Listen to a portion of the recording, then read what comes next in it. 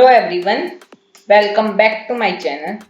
आज हम अपना न्यू टॉपिक स्टार्ट करते हैं, division with the decimal divisor. अभी तक जो डिवीजन की उसमें न्यूमरेटर में डिविडेंड में हमारा डेसिमल होता था, पर अब कभी भी डिवाइजर में डेसिमल नहीं होता था। आज हम न्यू टॉपिक में करेंगे डेसिमल में भी डिवाइजर। तो एग्जांपल 12 है, Ravi went from the Pune to Matheran by scooter in 2.5 hours. The distance was 126 km. What was his average speed?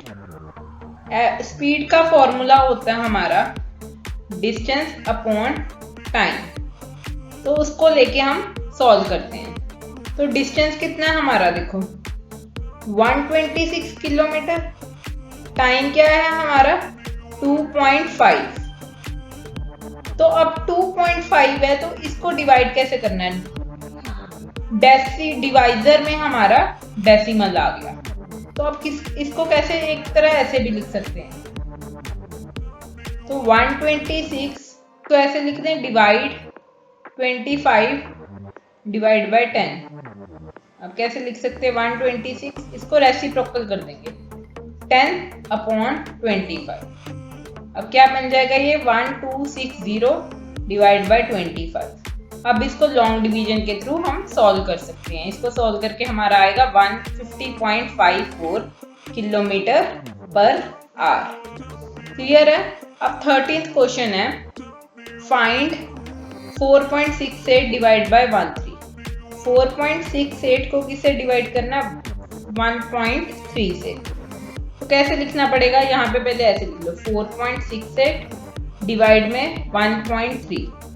अब इसको पहले फ्रैक्शंस में लिखो, 468 डिवाइड बाय 100, 13 डिवाइड बाय 10। ये तो ऐसे ही आ जाएगा 468 डिवाइड बाय 100, पर 13 डिवाइड बाय 10 को रेसिप्रोकल कर देंगे, क्या बनेगा 10 बाय 13। एक जीरो से एक जीरो कट। अब क्या बचा 468 नीचे 130। क्लियर हो गया। अब इसको हम लॉन्ग डिवीजन से डिवाइड भी कर सकते हैं। आगे दे दिया हमें 4.68 0.13, इसी में आगे दिया। इसको कैसे लिखेंगे, 468 डिवाइड बाय 100 और इधर 13 बाय 100। अब 468 डिवाइड बाय 100 मल्टीप्लाई रेसिप्रोकल करके 100 बाय 30, कटिंग हो जाएगी तो बचेगा क्या 468 डिवाइड बाय 100। अब जब तुम देखो, जब डिविडेंड और डिवाइजर में सेम प्लेस पे डेसिमल हो, मतलब 2 डिजिट छोड़ के डेसिमल था, तो सेम वैल्यू आ गई डेसिमल छोड़ के 468 13 वही वैल्यू आ गई डिवाइड करने के लिए। अब इसको लॉन्ग डिवीजन के थ्रू हम सॉल्व कर सकते हैं। अब आगे दिया है, न्यू टॉपिक है, डज दिस एवरेंट। अब उन्होंने कहा कैन यू कैलकुलेट 10 बाय 3।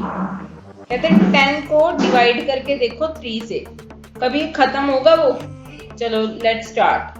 देखो 10 को 3 से डिवाइड करते हैं, क्या आएगा। पहले कहाँ पे गया 9 पे, कहाँ पे गया 3 पे।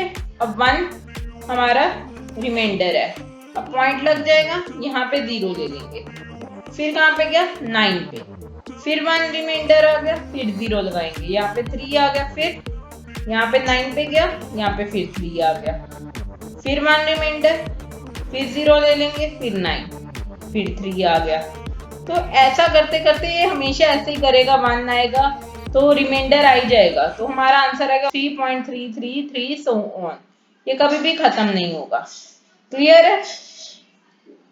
अब आगे है, अब can you find the quotient of 10 divide by 9, 10 divide by 11। First है 10 डिवाइड बाय 9, इसको सॉल्व करके देखें। देखो 10, यहाँ पे 9, यहाँ पे 9 पे चला गया 1, अब भी 1 बच गया, फिर 10 पे गया, ये हम पॉइंट लगाना पड़ेगा, फिर 9 पे गया, फिर 1, फिर 10 पे गया, फिर 9, फिर 1। ये भी ऐसे ही सेम चलता जाएगा, तो क्या आएगा इसका भी 1.1111 एंड सो। अब ऐसे 100 बाय 11 का भी करके देखते हैं। 100 को 11 से डिवाइड करते हैं। देखो पहले क्या आएगा, 99 पे चला जाएगा 9 के टेबल पे। यहाँ पे रिमाइंडर कितना होगा 1। अब 0 लगाओ, यहाँ पे पॉइंट आ गया, 10 तो जाएगा नहीं तो 0। फिर एक 100 और ले लो, अब 99 पे फिर जाएगा तो 9। 1 रिमाइंडर, अब 0 जगह लगाया पर गया नहीं तो यहाँ पे 0। फिर 100, फिर 99 पे गया, क्या आएगा यहाँ पे 1 रिमाइंडर। तो ऐसे ही चलता रहेगा 090909 तो सो ऑन। देखो ये वाले ऐसे नंबर्स हैं जो कभी भी हमारे स्टॉप नहीं होते, डिवीजन रेगुलरली चलती रहती है। ऐसे ही इन्होंने 1 को 7 के साथ डिवाइड करके दिखाया। देखो यहाँ पे 1 को 7 से पहले नहीं गया, 0 लगा दिया, फिर 10 बना दिया, पॉइंट लगाया, 10 कहाँ पे गया 7 पे। फिर 7 से रिमाइंडर कितना है हम सॉल्व करके ही देखते हैं, इसका इजीली तुम्हें समझ आ जाएगा। 1 डिवाइड बाय 7, देखो 1 को 7 से डिवाइड किया, पहले नहीं किया, यहाँ पे 0, अब ऊपर 1 रिमाइंडर है, कुछ है नहीं तो यहाँ पे 10 लगा लेंगे, यहाँ पे पॉइंट लगा देंगे। अब 7 पे गया, यहाँ पे क्या आ गया 1, अब क्या बचा 3, इसको 30 बना दिया, 30 कहाँ पे जाएगा 28 पे, यहाँ पे क्या आएगा 4। अब क्या आएगा यहाँ पे रिमाइंडर 2, 20 बना दिया, कहाँ पे जाएगा 2 पे 14 पे। अब यहाँ पे क्या बचेगा 60,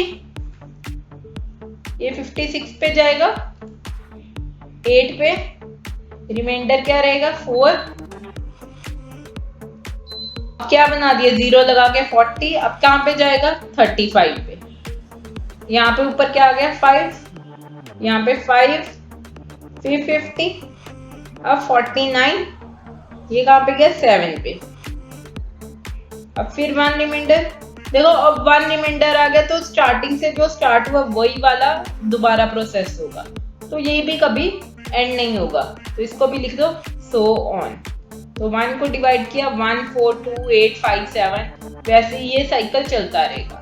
अब इन्होंने कहा ये 1 4 2 8 5 7 एक मैजिक नंबर है, 1 से लेके 6 तक मल्टीप्लाई करके देखें। तो हम चेक करते हैं, देखो 1 4 2 8 5 7 को 2 से मल्टीप्लाई किया, हमारा आएगा 2 8 5 7 1 4। फिर 1 4 2 8 5 7 मल्टीप्लाई बाय 3 करेंगे, क्या आएगा 4 2 8 5 7 1। 1 4 2 8 5 7 को 4 से करेंगे तो क्या आएगा हमारा 5 7 1 4 2 8। तो इसमें क्या मैजिकल तुम्हें लग रहा है? देखो जो हमारा आंसर आ रहे हैं वो डिजिट्स ही आगे पीछे हो रहे हैं, पर डिजिट्स उतने ही रह रहे हैं। हमारा ना कोई एक्स्ट्रा डिजिट लग रहा ना कम डिजिट हो रहे, सेम उतने 6 डिजिट 1 4 2 8 5 7 ये यूज होके हमारा मल्टीप्लाई करके भी आंसर आ रहा है, तो इसीलिए इनको मैजिक नंबर का है। देखो यहाँ पे लिखा है you get the same number back but the digit साइकल्ड around, कि डिजिट्स ही आगे पीछे हो रहे हैं बट नंबर वही आ रहा है। अगर हम मल्टीप्लाई 7 तक करेंगे तो क्या आएगा, देखो करके देखना क्या आएगा। ऐसे हम 1/17 को भी डेसिमल में करेंगे तो फिर भी ऐसी रिपीटिंग होंगे। अब आगे क्या क्या, are there infinitely many such cyclic number, ये इनको क्या कहते हैं साइक्लिक नंबर, कि दोबारा दोबारा सेम रिपीट हो रहा है, वही साइकिल यूज हो रहा है, तो इसको साइक्लिक नंबर्स कह रहे हैं। कि ऐसे और भी नंबर हैं, that is can we keep finding more cyclic numbers, कहते ऐसे और नंबर फाइंड कर सकते हैं। डू दे इवेंचुअली स्टॉप, क्या वो एंड में स्टॉप होते हैं। इन 1927 the Austrian mathematician Emil Artin conjectured that there must be infinitely many such numbers. 1927 में एक ऑस्ट्रिया का मैथमेटिशियन एमिल आर्टिन, उन्होंने कहा था कि ऐसे बहुत से नंबर हैं।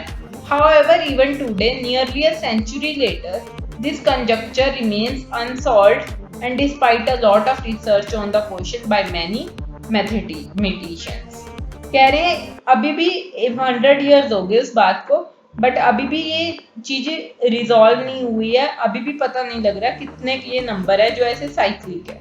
बहुत सी रिसर्च हुई पर अभी भी नहीं पता लगा। अब आगे टॉपिक है डिविडेंड, डिवाइजर एंड कोशेंट। वो कह रहे हैं कि when we divide two counting number the quotient is always less than the divided. For example 128 divide by 4। वो कह रहे हैं जब हम डिवाइड करते हैं, जैसे हमने 128 को 4 से डिवाइड किया तो आंसर है 32। 32 कोशेंट जो है हमारा वो 128 से लेस है, डिविडेंड से लेस है। ऐसे ही होता है हम नॉर्मली डिवाइड करते हैं, जैसे हमने अगर 14 को 2 से डिवाइड किया, क्या आया 7। 7 14 से स्मॉल है, बट अगर कह रहे हैं कि 128 को अगर 0.4 से डिवाइड करें तो क्या आएगा 320। 20 जो है 128 से बड़ा है, मीन्स एक नेचुरल नंबर हो गया और एक डेसिमल नंबर को जब डिवाइड करेंगे तो वो बड़ा आएगा। सपोज हमने 14 को 0.5 से डिवाइड किया, वो क्या आएगा 70। अब 70 क्या है 14 से तो बड़ा है, यानी कि एक जब नेचुरल हो और एक डेसिमल नंबर हो तो इस केस में ऐसा होता है। अब देखो एक रिलेशनशिप भी dividend, divisor and remainder quotient में।